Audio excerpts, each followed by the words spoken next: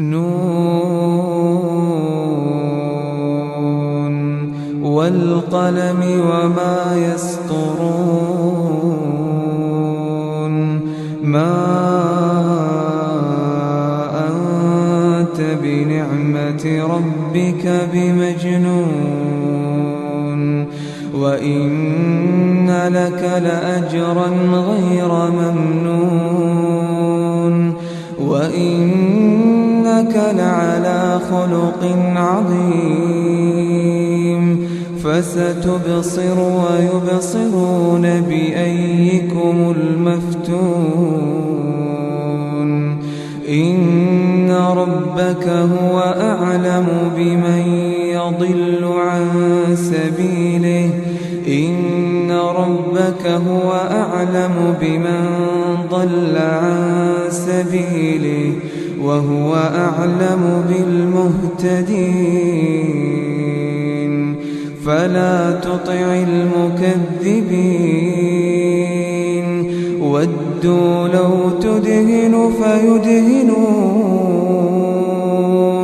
ولا تطع كل حلاف مهين هماز مشاء بنميم مناع للخير معتد أثيم عتل بعد ذلك زنيم أن كان ذا مال وبنين إذا تتلى عليه آياتنا قال أساطير الأولين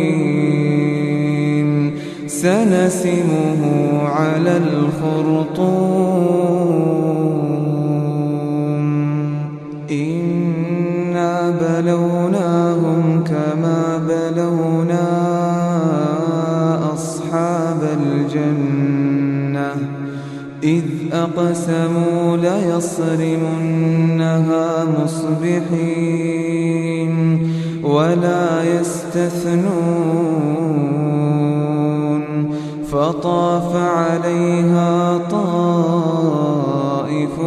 من ربك وهم نائمون فأصبحت كالصريم فتنادوا مصبحين أن اغدوا على حرثكم إن كنتم صارمين فانطلقوا وهم يتخافتون ألا يدخلنها اليوم عليكم مسكين وغدوا على حرد قادرين فلما رأوها قالوا إنا لضالون بل نحن محرومون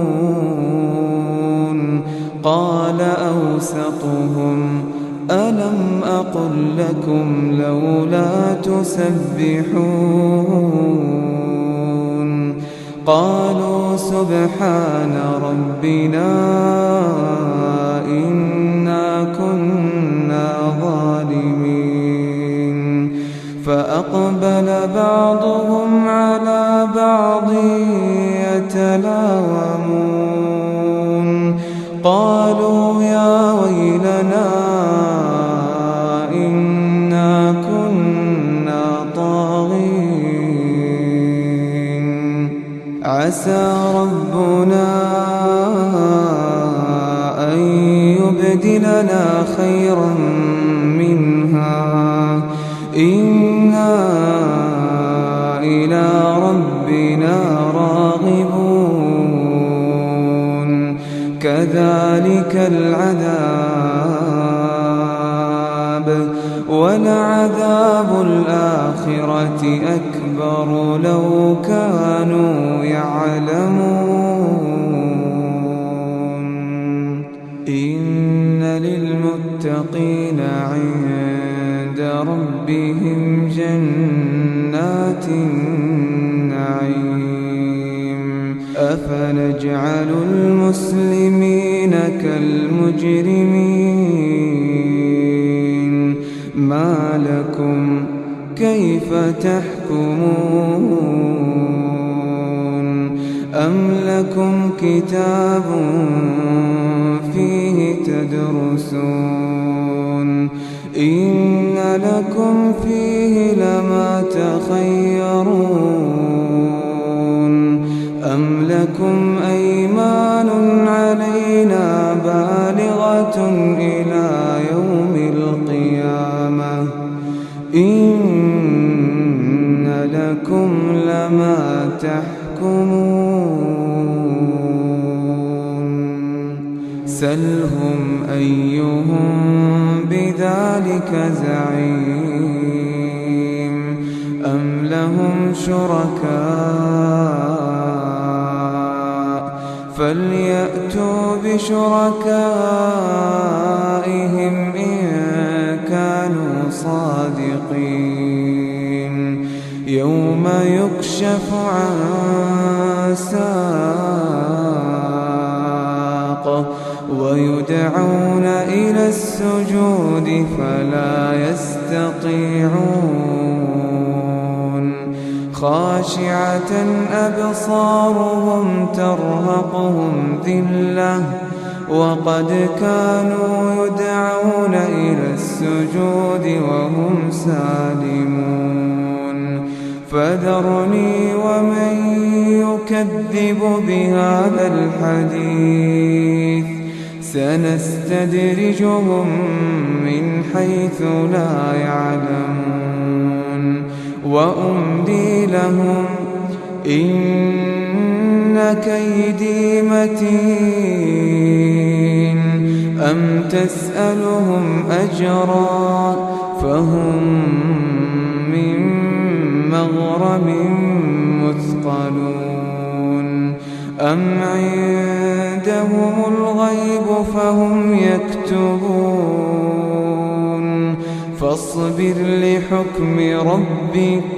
ولا تكن كصاحب الحوت إذ نادى وهو مكظوم فاصبر لحكم ربك ولا تكن كصاحب الحوت إذ نادى وهو مكظوم لولا أن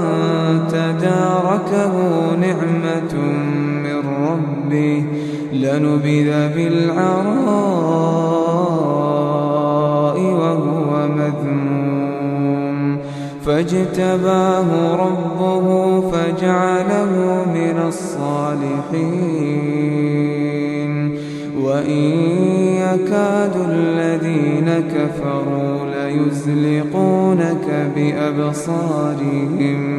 وإن يكاد الذين كفروا ليزلقونك بأبصارهم لما سمعوا الذكر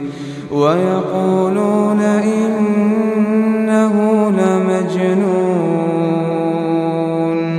وما هو إلا ذكر للعالمين